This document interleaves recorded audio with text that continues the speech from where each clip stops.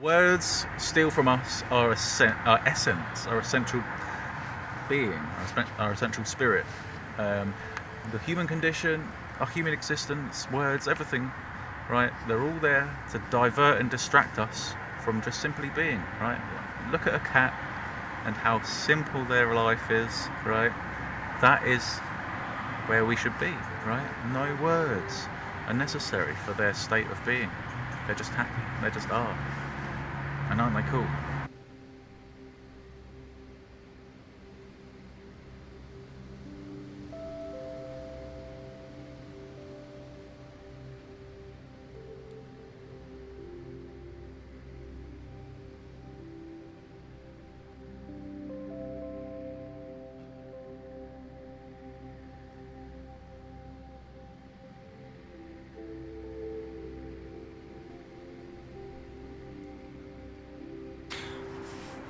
Peace and love, traveller. I welcome you to the Garden of Eden. Here I am. I thank you for joining me. And a million billion incarnations in a million billion different forms, flying, swimming, running, and existing. And you find yourself here, listening to this message in this garden with myself. Today we're going to talk about words. Words being something of a trap. Words are a vestigial thing, like so many things in our world. As we evolve into something more than this, we find words to limit us. We find words hold us back.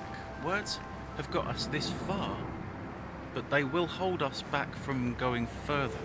Just like economics, capitalism, communism, you name an ism, right? They've got us this far, however they're holding us back, right? I'll do a video in a short while about how capitalism is now holding us back. I don't want communism. We need to think of a brand new paradigm, because I don't know if you've noticed, but all of the stuff that we buy isn't half as good as it was 10 years ago, 20 years ago. In fact, it lasts a fraction of the time. Many things are made to fail, and that's a problem. It's not productive to a good world to make things to fail, right? And so thus capitalism is a bit of a vestige, and words are somewhat vestigial. Now, words are like magic. They can make things, they can help your perspective. If you have the right perspective, then you can understand more than with brute force knowledge. Let's say if you were blasted off into space and you could see Earth, you'd know more about the Earth than many would through, a lifetime of study, right? And you can tell people that the world is this and it's that in a way that others can't, even with a lifetime of study. So words are an incredible thing. Let's get that out of the way, right? But they fail us. They fail us at the most crucial times. I mean, haven't you noticed how, if you're having an argument, right, sometimes the words that you say, they kind of almost mean the opposite thing in a particular context. And then when you're in having a fight, a conflict with someone, and you're trying to get the best words, but whatever you say, it makes your position weaker, and it denigrates your position, and you find that, damn, these words are sort of working against me somehow, right? All of the most crucial things for humanity to understand are impossible to explain, right? Words are brilliant at describing things. All things until we get to things which are necessary for your awakening and liberation from this current state into the spiritual state.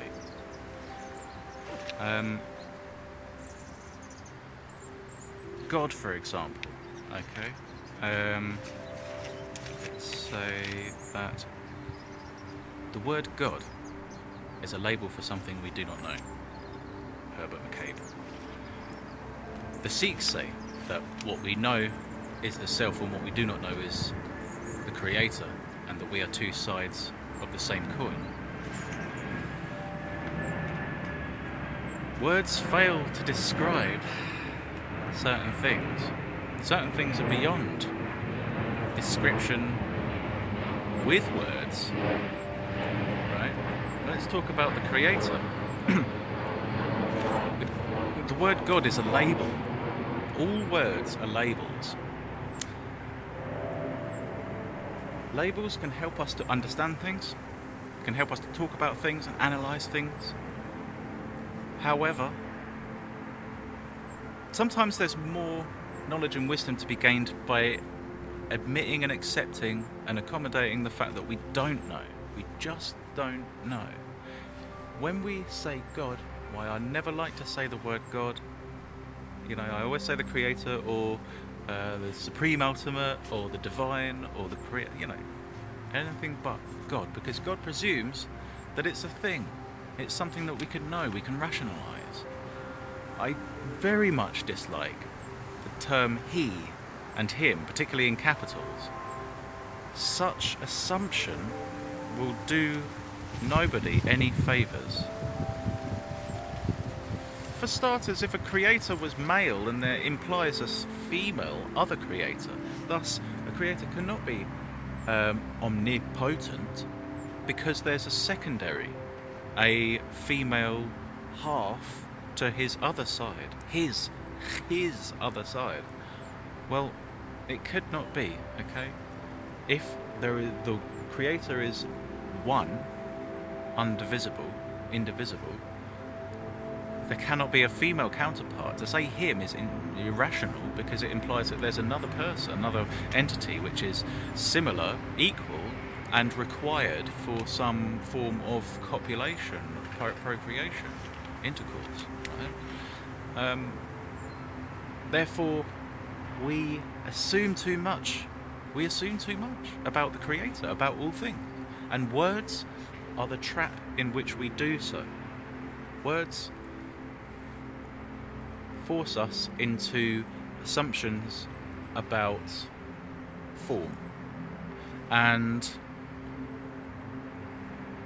it's irrational and we need to let it go. We have to accept that we don't know God. We'll never know the creator in that sense. The Tao that can be known is not the ultimate Tao. The Tao doesn't mean the creator, it's the force of the way of nature. The will of nature, it's the will of the universe, is nature in a sense. But what can be known of it isn't the ultimate aspect of it. The concept of God is flawed because of words. Even the notion of the creator, right, implies a separation between us and the creator, right? God, I pray to God, God in heaven, God is upstairs. Okay, for me, the lowly, the wretched. Right? No. We are God. It's all part of it, right? Physical thing, okay? Many will argue that it's the be-all and end-all, okay? They'll say, well, it's not an illusion if I can punch you in the arm and you'll say, ow. Well, it's just the nature of it, right? However, there's more to something, right? There's more out there. So the word God is kind of like a fallacy. And it's a bit of a diversion. The use of the word God is to me something of a diversion. Jesus is God. That's a fallacy. If you believe that Jesus is God and we are not, and only Jesus is God, then not only have you got it wrong, but the scribes got it wrong, and everyone has got it wrong since Jesus. At the end of the day, the Bible isn't written by Jesus. Jesus said that we are gods. You are all gods. John 10:34. You're all gods. You're a god. We are all gods. Okay? The world would be a better place if we all thought ourselves gods. Okay? Our divinity is behind our ego. So we can't think of ourselves gods until we destroy the ego and remake it into something useful, beneficial to all. Okay, until we do that, it's a childish voice which says nobody else is right, we're right, and they can go and do whatever they want because it doesn't matter. I don't care if I'm wrong anyway. Who would want to be like them anyway? Da da da da. I'm right. Da da da. Nah, nah, nah, nah. It's childish. The ego is a childish voice. When we examine it, when we call it out, when we ask it, when we test its theories, find them to be not true, and then act on that. You know, if it's true about I'm being right about everything and I can't be wrong, then how come I was wrong about that and I was wrong about that? And if I continue to lie to myself about being wrong about that and wrong about that, well, I affect that person. I affect that person. You know, I've hurt that person. They're close to me. I've created a new reality and it's divergent to the real one. Right? Jesus is God. That hides from you the reality that you are God, we are God, and this whole thing is a kind of experiment on us all finding each other, right? Famous quote is, love is about understanding, right? When compassion and love is all about just understanding the other, right? And once upon a time we're all united, and now we are disunited. Yet we are all the same, not just we are all gods, but we are all the same God. There is one consciousness that sits behind both of our eyes. Why? Well, there's nothing better to do in a void with no reality and no time. Nothing better to do than create reality, create the myriad creatures, an infinite amount of life, incarnate into all of those things simultaneously and forget your own identity. There's nothing better to do. There is simply nothing better to do. However, saying Jesus is God hides all of that. Hides all of that magic and mystery and intrigue, right? My mission has changed my life, has made me connected with the world in a way that I always hoped I would be. You know, a special connection. And that comes from being active in the world, trying to make it a better place. I'm active in the world trying to make it in a better place. Trying to make it a better place. And that's because I believe myself, right, the one who has come to make everything better. For years, I believed I solely was like the one, the Pahana in the Native American belief system, right, the one. And then I learned, the one in the Pahana system, in the Hopi system, actually means a collective, right? And it makes sense because there are so many people who believe themselves the one, right? My recommendation is that we all consider ourselves the one. We are collectively the one, right? Because what's good about that is that people go out into the world, you can see yourself as Jesus, see yourself as Buddha, the Mahayana Buddha, the next Buddha, the Pahana, the white Red Indian brother who will come and save the nations, or the Messiah in whatever faith, right? If you believe that, if you believe yourself unegoically that, as in you're not saying that to get any, like, you know, good favour, and you're not saying that just to get, you know, extra lollipop at the dentist or something, right?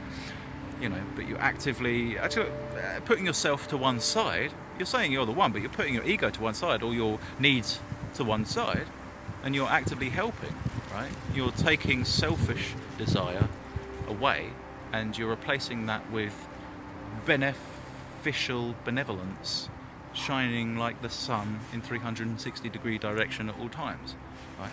That's the intention, you know. You can only do that if you take yourself off the podium. You know, I believe I am a creator. I'm a creator of my own condition, my own garden. We can't find our divine power, our capability, our birthright, while we cling to Jesus being the God, the only God, right? It's a kind of trick of reality, right? Reality doesn't want everyone to wake up and know that they're the creator. You have to work for it, right? You have to find your way through to understanding that all we've been taught is not all that is, right? And much of what has been taught to us has been told to us by people who just don't know, right? They just don't know. So, words.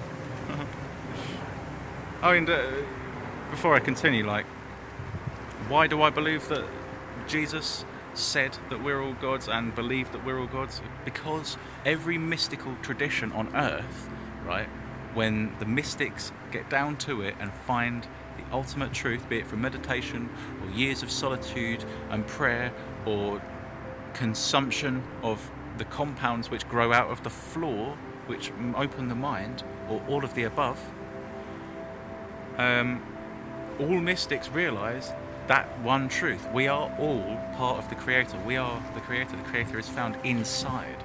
Okay? Heaven. God is in heaven. That's a fallacy. We say, oh God, sorry. No. God isn't up there. Right? There's the ISS is up there, the flipping space station, and stars and right? No, not God. God's inside.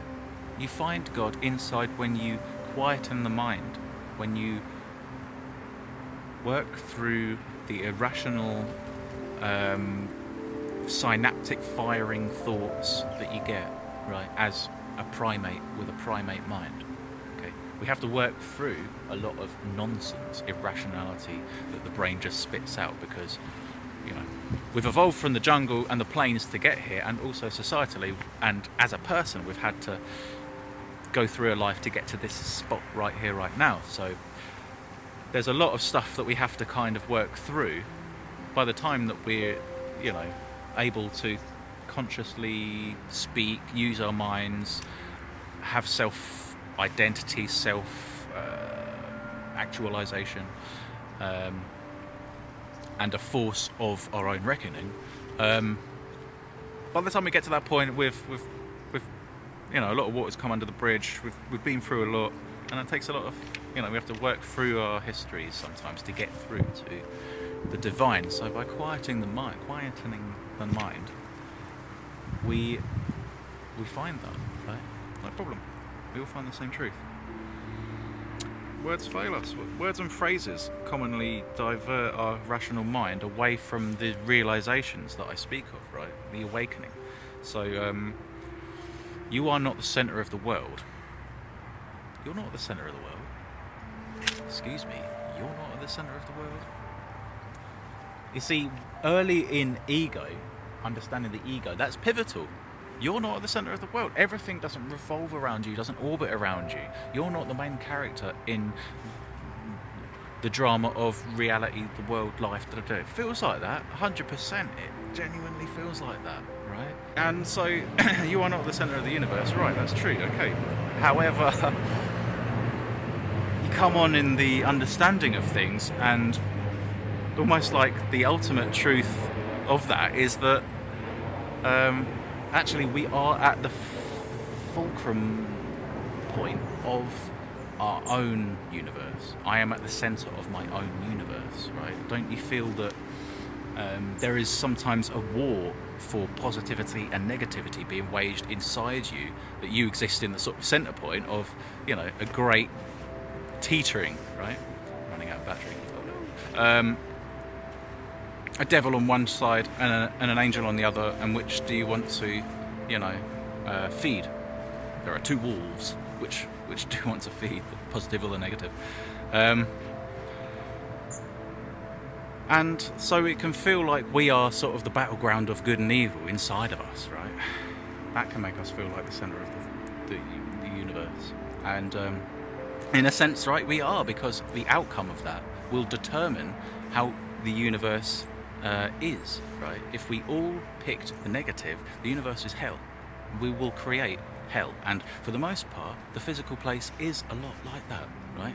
Look at Gaza, look at Ukraine, look at flipping your own country, and how politics, corruption, selfishness, greed rules it all. It rules it all, right? And selflessness and giving and goodness and creativity and easy life, meditation, da da da. They're like crushed. They're like the enemy of modern reality. So, knowing that I'm running out of battery, I just want to make sure that I say everything, because I won't be able to get out necessarily right away. I want to get this video out. Perhaps our, hominid cerebral hardware. Why? The question is, why are words so divisive, right? Now, the Buddha suggested that we have to liberate from, the conscious mind, right, in order to get to true understanding. And thoughts are what clutter our mind, right? And in ridding yourself of thoughts, you find a clarity, a divine clarity, a connection with the divine that you don't get mortally while we're busying ourselves with desire. It's desires that create all of these thoughts, right? And our punishment of ourselves when we commit to these desires, cycles of self-gratification, self-mortification. But words, right? If you rid yourself of words, you become more divine. Well, then words are sort of the enemy of finding our awareness, our divine awareness, our liberation, right? So why are words so divisive? Now, aliens. Ancient aliens. Ancient aliens. That's my explanation for this, right? It's going to blow your mind, right? But I believe, people say like, aliens, why would they come here from the other... I say that they've always been here. And I say that they've sort of farmed our minds, sort of cultivated our hominid ancestors into those that could have a brain which could contain a language which both aliens and us can understand. Otherwise they can't mind control us. More on that in a minute, I'm not crazy. However, I speak about mind control, aliens mind controlling us using words, because throughout history, historical figures have had visionary experiences with a voice. Oh, the Creator spoke to me and he told me to make 3 religions, okay? Abraham was spoken to by some voice in the ether, in his mind, who told him to create 3 religions, or create the conditions for the 3 religions to exist, namely Christianity, Islam and Judaism, right? Not necessarily in that order. Anyway, Abraham created those 3, right? And look at the world we have today. I'm not suggesting that, that all war is created by religion. I don't believe that. What about economics? What about territory? What about historical revenge? Well, I'd say most conflicts are to do with those 3 and not religion. Israel's taking land, Gaza, so that's geographical, and Russia's taking land, but also both Russia and Israel have a kind of historical hang-up about it.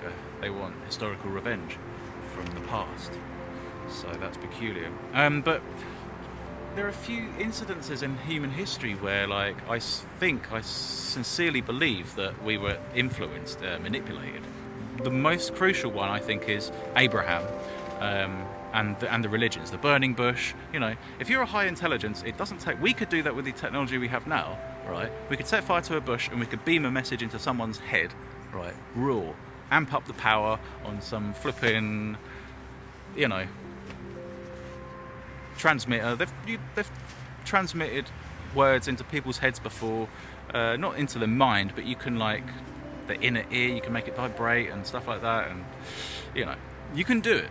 You can do it with technology we have now. Okay, it'll be a bit raw, it'll be a bit rough around the edges, but if we could get back to some historical era or something, or just create one, just go into the desert, make some guy think that he's the flipping, Messiah or something, and then, he makes some religions, and then those religions, they create a lot of antagonism in the world with each other, trying to fight for hegemony and dominance, right? But that's dumb. Fighting each other for, who's the more peaceful, who's the better. You know, I'm going to beat you to death because I'm the better. Right? It doesn't make any sense. I swear we've been manipulated. I'm sure we were manipulated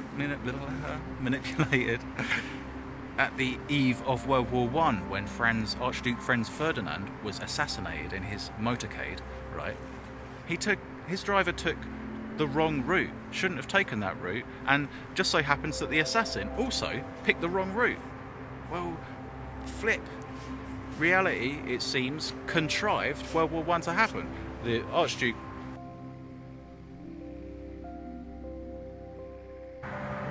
So I mentioned Franz Ferdinand being assassinated. Well, if the universe wanted him not assassinated, that could well have happened. But by chance, this person, in fact their driver, went the wrong way. And the assassin had picked the wrong road. So by chance, shouldn't have happened. But it did, and it led to World War One, and World War One led to World War Two, and World War Two led to the Cold War, and the Cold War led to the conditions that we have today. Superpowers, proxy wars, grey warfare, and the current condition, which is a lot of people are feeling like are leading up to World War III, and we mustn't get that far. And partly why I'm doing this is so that we push hard for anti-war, and when they start telling us that there's all the reasons in the world for doing it, we can push back, and we will push back, right? And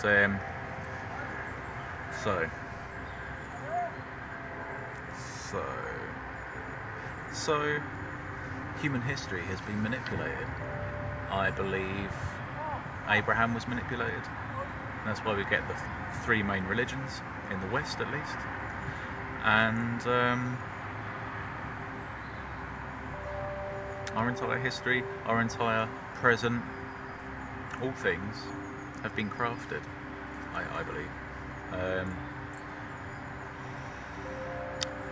Humans are sort of uniquely gullible, and we are sheep. I mean, Christianity characterizes people as sheep, and it's not a incorrect characterization, because humans, the majority of humans, will follow others, and a few humans will lead others. So a very few percentage of us cannot be led, are averse to the feeling of being led, and 99% of us need somebody else to tell us which way to go, what to think, what to do, how to be, how to think, what to pray to, what to believe, and whether or not we believe these things will go along with the consensus view.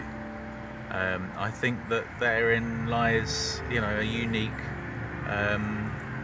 character trait of humanity, which lends us easy to being manipulated, right? We are gullible. We are social animals. Thus, we put overarching importance on the leader. That means that all you need to do is target that one person. Some nations are under sole leadership of a single person. It's the human nature to assign hierarchical leadership roles to fewer and fewer and fewer people, until you get to the top where there's only one person acting. That's a typical system, but there's got to be probably the easiest system to manipulate, right? Because all you have to do is manipulate one person, and then you've manipulated an entire country, an entire part of the world, half of the world, right? Thus, I believe that humans from our very inception have been kind of cultivated into being easy to control, easy to manipulate, and good vessels, appropriate vessels for the lingua franca of our language. Human language has to be a lingua franca in between what humans and animals on this earth will speak and what an alien, a higher intelligence, might codify their thoughts and interactions and information with. A lingua franca being a kind of in-between language which multiple languages can easily learn or easily adapt. So throughout time there have been a variety of lingua francas. Trying to think of one of them, there's a kind of Portuguese one, kind of a mixture of Portuguese, French and Spanish, and I forget, Esperanto.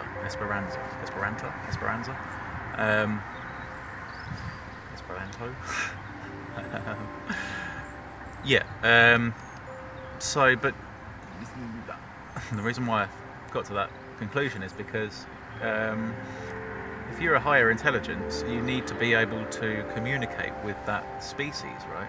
That species has to be able to have the capacity to hold the concepts of the words, but also be able to use them, right? And this is why hominids were chosen, I believe, because we can contain enough of, information to absorb a kind of go-between language in between a higher intelligence language and whatever, animals, whatever noises animals would make otherwise, had we not have been cultivated into having the capacity to contain the languages that we do. Because if you can't talk, if you can't manipulate these things into in a language that they can interpret, then you're not going to be able to tell them things through their mind. I'm thinking of Abraham here and how a kind of cosmic or higher intelligence could manipulate him and therefore us throughout history. You'd have to have language, and I'm thinking aliens learning our language, I think it's much more likely that kind of they cultivated us into language, into vocalization, into this high intelligence. Why? Who knows, right? Possibly energy, like there's a theory of once upon a time about loosh. There's a kind of emotional energy that we give off, and aliens, ancient aliens, absorb it, right? So all the wars, like let's say they created the conditions for Franz Ferdinand dying, which created the conditions for World War I, thus World War II, right? Well, that's a lot of people killed. Well, all of that emotional upset, right, is quite tangible. Let's say they have the capacity to absorb that and find nutrition from such incredible emotion, right? Emotion that you could cut with a knife.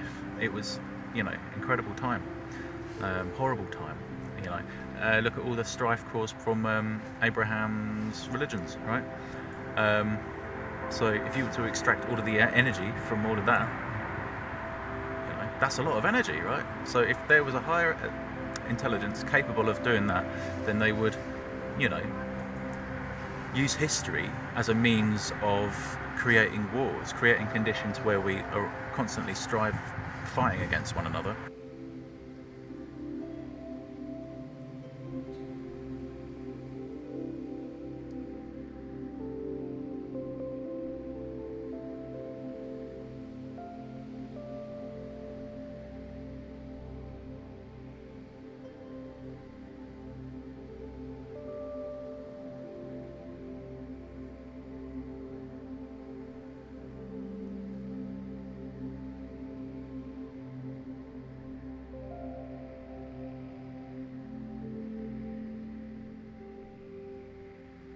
God told people on each corner of the earth that they are the only one people and that they must spread across the world and dominate all other people. Well, we've done that 12 times with 12 different faiths, so there's a world full of people trying to kind of destroy each other's philosophical beliefs and dominate, which in any case is wrong. If Christians do that, if Muslims do that, if Jews, you name it, if anyone does that, it's not justified, right? Because you can't destroy Buddhist philosophy because you don't like it.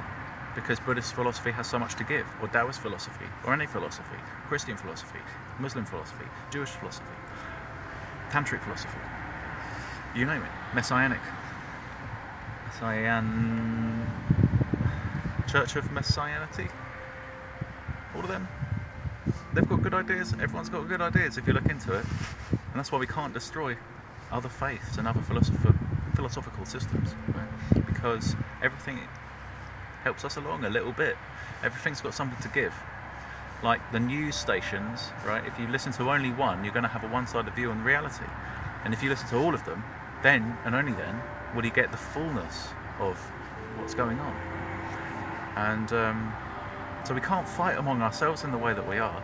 We've been manipulated into this from our very, creation as modern humans, right? Our very awakening as modern humans. We've been at each other's throats the whole time. Religion, economics, you name it, politics, territory, tribalism, you name it, right? There's been plenty of reasons to cut each other up.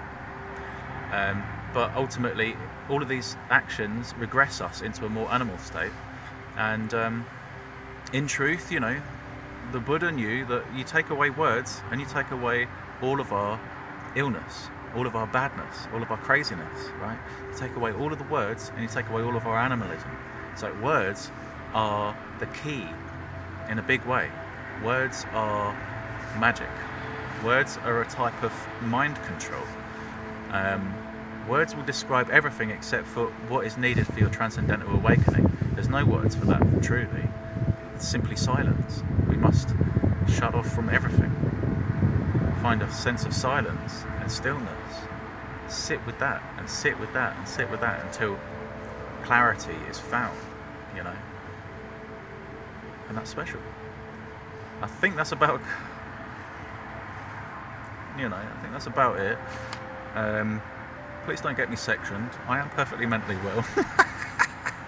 It's a thought experiment and food for thought, and I'd love to hear what you think about that. Peace and love. Hope you got something from that. And remember, words steal from us our essence, our essential being, our essential spirit. The human condition, our human existence, words, everything, right? They're all there to divert and distract us from just simply being, right? Look at a cat and how simple their life is, right? That is where we should be, right? No words are necessary for their state of being. They're just happy. They just are. And aren't they cool? So, peace and love. Got another video on duality, so check that out probably next week. Peace and love. Let's do it.